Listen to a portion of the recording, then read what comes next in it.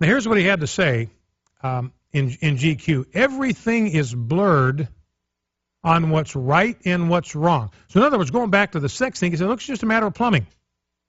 This is not rocket surgery.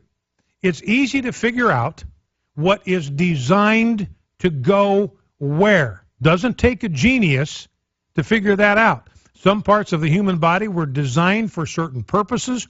Other parts of the human body were not. And you start taking parts of the human body that were designed for one thing, and you start inserting them into other parts of the human body that were not designed for that, it's going to be trouble. It's not logical. It's not rational. It doesn't make sense. But he says, look, sin is like that.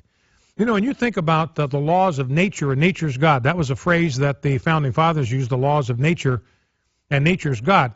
Let's say, for the sake of argument, you didn't even believe in God. You didn't believe in a creator. You didn't believe man was designed. You believe that we are the product of evolution.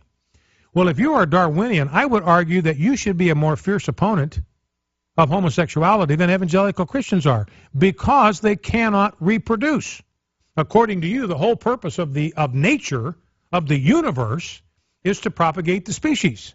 That's what it's designed to do.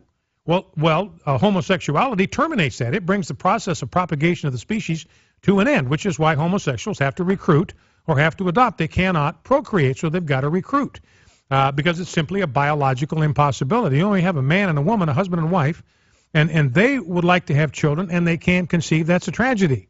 But for two homosexuals to conceive is a biological impossibility. It cannot possibly happen. It always takes a man and a woman to create a baby. So if you're a Darwinian evolutionist, you would have more reason to object to homosexuality than an evangelical Christian, because it terminates what you believe is this glorious progress in evolution to higher and higher life forms. So anyway, he's talking about sin. Sin becomes, everything is blurred on what's right and what's wrong. Sin becomes fine. Start with homosexual behavior and just morph out from there. Bestiality, sleeping around with this woman and that woman and that woman and those men.